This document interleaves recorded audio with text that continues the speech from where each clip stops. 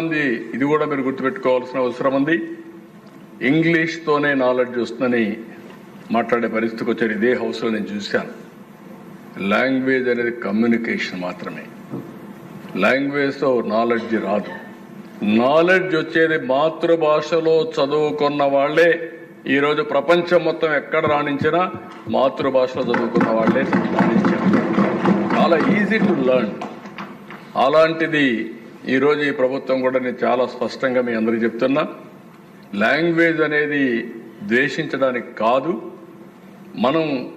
ఈరోజు మనం ఇక్కడ మాతృభాష తెలుగు, హిందీ జాతీయ భాష, ఇంటర్నేషనల్ లాంగ్వేజ్ ఇంగ్లీష్. మన వాళ్ళు ఈరోజు వేరే దేశాలకు పోతున్నారు, జపాన్కు పోతున్నారు, జర్మనీకి వెళ్తున్నారు, లేదంటే ఇంకా కొన్ని దేశాలకు వెళ్తున్నారు.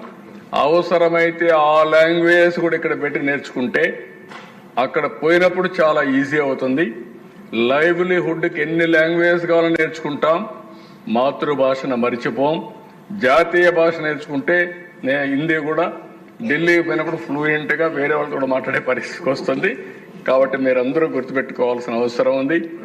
లేనిపోని రాజకీయాలు చేయడం కాకుండా ఈరోజు మనందరం ఆలోచించుకొని భాష అనేది ఒక కమ్యూనికేషన్కు ఉపయోగపడేది. కాబట్టి ఎన్ని భాషలు నేర్చుకోగలిగితే అంత మంచిది.